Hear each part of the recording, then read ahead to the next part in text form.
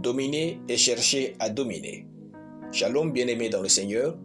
Aujourd'hui, nous finissons avec notre méditation sur le thème Dominer et chercher à dominer. Nous tirons notre texte dans Genèse chapitre 1, le verset 26, qui nous dit ceci. Puis Dieu dit, faisons l'homme à notre image, selon notre ressemblance, et qu'il domine sur les poissons de la mer, sur les oiseaux du ciel, sur le bétail, sur toute la terre et sur tous les reptiles qui rampent sur la terre. Alléluia. L'exercice de la domination dont nous parlons est quelque chose qui s'effectue de manière progressive. Ainsi, tous ceux qui veulent vite dominer quelque part finissent par devenir esclaves ou se faire écraser. D'abord, dominez sur vous-même. Si vous ne dominez pas sur vos goûts et vos pulsions, vous n'êtes pas qualifié pour dominer sur d'autres choses. L'apôtre Paul dit « Mais je traite durement mon corps et je le tiens assujetti ». 1 Corinthiens chapitre 9, le verset 27. Si vous désirez que Dieu vous prenne au sérieux, prenez vous-même au sérieux.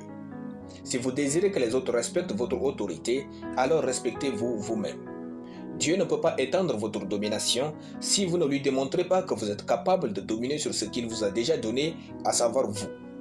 Ensuite, il faut dominer autour de vous. Actes chapitre 1, le verset 8.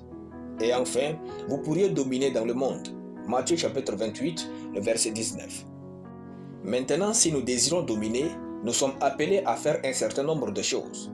1. Il faut découvrir son territoire. Nous ne pouvons pas être forts partout et tout bien faire n'importe où.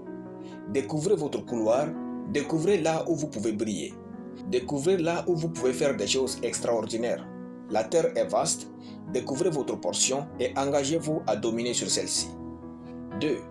Conquérez ce territoire.